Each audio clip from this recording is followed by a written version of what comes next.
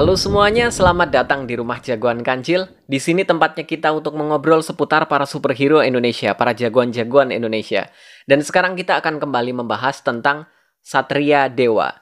Beberapa waktu yang lalu, pihak Satria Dewa merilis first look untuk film Satria Dewa Gathotkaca. Di saat yang sama, mereka juga mengumumkan kalau mereka merubah nama universe-nya.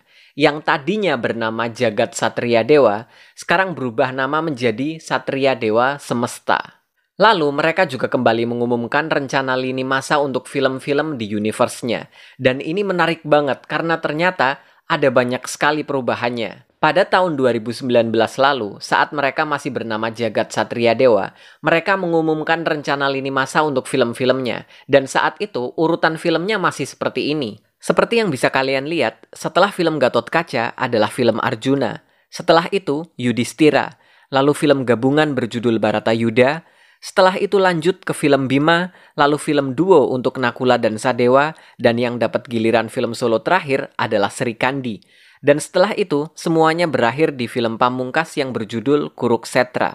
Lalu setelah itu kita tahu kalau Pak Rene Ishak yang menjadi produser mereka dan yang merancang Satria Dewa, akhirnya keluar dan menyerahkan Satria Dewa ke orang yang baru. Setelah itu mereka merubah namanya menjadi Satria Dewa Semesta dan juga mengumumkan lini masa baru untuk universe-nya. Dan inilah lini masa baru yang mereka umumkan. Sebenarnya beberapa hal masih tetap sama ya. Universe-nya tetap dimulai dengan film Satria Dewa Gathotkaca, lalu dilanjut dengan film Satria Dewa Arjuna, tapi lalu di film ketiga, yang tadinya adalah Yudhistira sekarang diganti menjadi Sri Kandi. Dan setelah itu, di film keempat, mereka akan berkumpul dalam film bersama yang berjudul Kuruksetra. Kuruksetra adalah sebuah tempat yang menjadi lokasi terjadinya perang besar antara para Pandawa dan para Kurawa di masa lalu. Kalau kita lihat di sini, film Kuruksetra akan dirilis setelah 3 film solo, yaitu film Gathotkaca, Arjuna, dan juga Sri Kandi. Yang artinya saat film Kuruksetra ini dirilis, sudah ada 3 jagoan yang dikembangkan secara penuh melalui film solonya. Gathotkaca, Arjuna, dan Sri Kandi mereka sudah kebentuk secara penuh sebagai seorang jagoan. Jagoan-jagoan lain seperti mungkin Nakula dan Sadewa dan Yudhistira mungkin bisa saja ikut muncul sebagai cameo atau peran pendukung. Tapi yang jelas mereka belum kebentuk menjadi seorang jagoan. Di film Kuruksetra yang baru kebentuk menjadi seorang jagoan ada hanya 3 orang, yaitu Gathotkaca, Arjuna, dan Sri Kandi. Jadi ada trio utama di sini. Jadi untuk film Kuruksetra, aku yakin pemeran utamanya adalah 3 orang itu, yaitu Gathotkaca, Arjuna, dan Sri Kandi. Untuk permasalahan yang akan mereka hadapi di film Kuruksetra, itu aku masih belum yakin sih. Tapi kalau melihat rencana film mereka selanjutnya, kayaknya aku udah mulai bisa nebak sih. Karena film selanjutnya setelah Kuruksetra adalah film Satria Dewa Yudhistira. Yudhistira adalah kakak tertua dari Pandawa. Di saat perang besar terjadi, Yudhistira adalah pemimpin utama dari kelompok Pandawa karena dia yang digadang-gadang akan menjadi raja setelah kelompok Pandawa menang. Lalu apa alasan mereka merilis film Yudhistira setelah Kuruksetra? Kalau menurutku, film Kuruksetra dan film Satria Dewa Yudhistira akan sangat berhubungan. Masalah yang akan dihadapi oleh Gathotkaca, Arjuna, dan juga Sri Kandi di film Kuruksetra kemungkinan akan berhubungan dengan Yudhistira. Bisa jadi di film Kuruksetra itulah akan dimulai pencarian untuk titisan Yudhistira. Dan mungkin di film itu titisan Yudhistira akan mulai ditemukan. Yang nantinya akan dikembangkan di film selanjutnya, yaitu film Satria Dewa Yudhistira, yang akan mengembangkan karakter Yudhistira sebagai seorang jagoan. Setelah itu cerita akan berlanjut di film Satria Dewa Bima. Dan Bima ini akan menjadi film solo yang terakhir. Karena setelah itu cerita akan berlanjut ke film Bharatayuda. Dan Bharatayuda ini adalah film pamungkasnya Satria Dewa. Saking pamungkasnya, film ini dibagi menjadi 2 bagian, yaitu Bharatayuda bagian 1 dan Bharatayuda bagian 2. Bharatayuda adalah nama perang besar di masa lalu antara kelompok Pandawa dan kelompok Kurawa. Jadi ini benar-benar puncaknya banget. Pertanyaannya, kenapa film solo Bima akan dirilis sebelum film Bharatayuda? Ada kejadian apa di film solo Bima yang akan berlanjut ke film pamungkas Bharatayuda? Karena itu benar-benar film sebelum pamungkas banget, sebelum puncak banget. Kira-kira ada kejadian apa di film solo Bima? Jadi buat yang belum tahu, Bima ini adalah kakak ketiga dari 5 Pandawa. Dia adalah saudara ketiga ya. Jadi 5 Pandawa itu yang paling tua pertama ada Yudhistira, setelah itu ada Arjuna, setelah itu ada Bima, dan terakhir ada 2 saudara kembar yaitu Nakula dan Sadewa. Jadi Bima adalah saudara ketiga dari Pandawa dan dia adalah ayah dari Gatotkaca. Bima ini dikenal paling strong, badannya paling gede dan gaya bertarungnya dia paling brutal. Aku sih yakin ya kalau Bima ini diadaptasikan dengan baik, dia bakalan jadi favoritnya kalian. Kalian bakalan suka banget sama Bima, asalkan dia diadaptasikan dengan baik. Karena potensinya semuanya ada di situ. Ini benar-benar favoritnya anak zaman sekarang banget. Bahkan lintas generasi sih kalau aku bilang. Bapak-bapak yang suka film superhero dari DC dan Marvel, mereka ini suka sama tipe-tipe superhero yang seperti Bima ini. Badannya paling gede, dia paling strong, lalu juga gaya bertarungnya paling brutal. Dia pernah bertarung melawan seekor naga raksasa dan menang. Saking epiknya pertarungan Bima dengan naga raksasa ini, bahkan patungnya dibuat di banyak tempat di Indonesia. Semoga aja di film Bima nanti juga ada pertarungan yang gak kalah epiknya ya. Oke, kita balik lagi ke masalah tadi. Kenapa film Bima dirilis sebelum film Pamungkas Bharatayuda? Kira-kira ada apa ya di situ? Aku masih bingung sebenarnya. Apa ada hubungannya dengan status Bima sebagai ayah dari Gatotkaca? Atau jangan-jangan di film Bima nanti bakalan jadi film kebangkitan dari anak-anaknya Bima.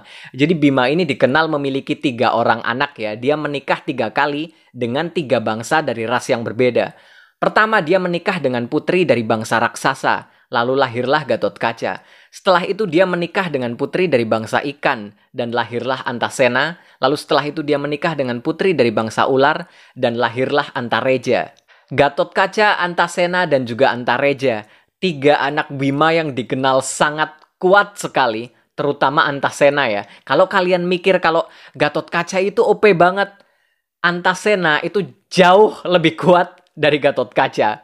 Ngeri banget ya kan? Jadi kalau ketiga anak Bima ini benar-benar bangkit dan kumpul semuanya, ini bakalan kacau banget sih. Apa kira-kira ini yang bakalan terjadi di akhir film Bima yang akan berlanjut ke film Bharatayuda? Menarik sih, tapi rasanya aku masih belum yakin sih. Lagi pula apa hubungannya dengan film Bharatayuda gitu kan? Oh, apa ini jangan-jangan berhubungan dengan Duryudana? Buat kalian yang belum tahu, Duryudana ini adalah kakak tertua dari kelompok Kurawa. Jadi dia juga yang digadang-gadang akan menjadi raja setelah kelompok Kurawa memenangkan peperangan. Jadi dia sama seperti Yudhistira ya. Kalau Yudhistira ini adalah orang paling utama di kelompok Pandawa. Kalau di kelompok Kurawa, yang paling utama adalah Duryudana. Ada hubungan apa Duryudana dengan Bima? Duryudana ini adalah musuh bebuyutannya Bima. Oke, teoriku, teori spontan nih ya.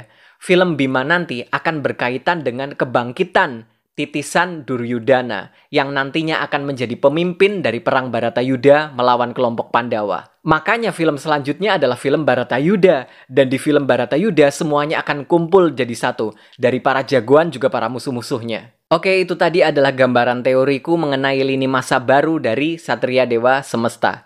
Ingat ya, ini cuma teori aja, jangan dianggap serius. Yang bikin sedih adalah film Nakula dan Sadewa. Di lini masa yang lama, kita dikasih tahu kalau akan ada film Nakula dan Sadewa. Sementara di lini masa yang baru, kita sama sekali tidak melihat film Nakula dan Sadewa di rencana mereka. Yang artinya, film Nakula dan Sadewa dihapus.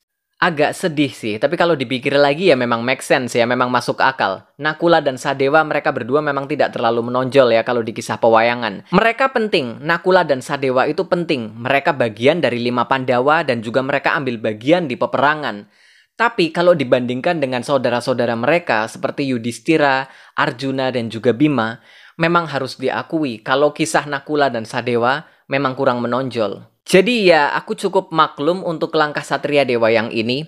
Meski agak sedih juga sih, karena aku pengen banget rasanya lihat film Nakula dan Sadewa. Apalagi kalau mereka berdua dibikin jadi duo jagoan cilik yang kembar, itu kayaknya bakalan menjual banget ya kan? Tapi nggak apa-apa, aku maklum sama keputusan ini. Semoga saja, meskipun Nakula dan Sadewa tidak memiliki film solo, mereka tetap dapat momen yang bagus dan tetap bersinar di film-film jagoan-jagoan yang lainnya. Oke, itu tadi pembahasanku tentang lini masa baru dari Satria Dewa Semesta. Buat kalian yang suka dengan konten seputar para jagoan-jagoan Indonesia seperti ini, silakan klik subscribe ke channelku.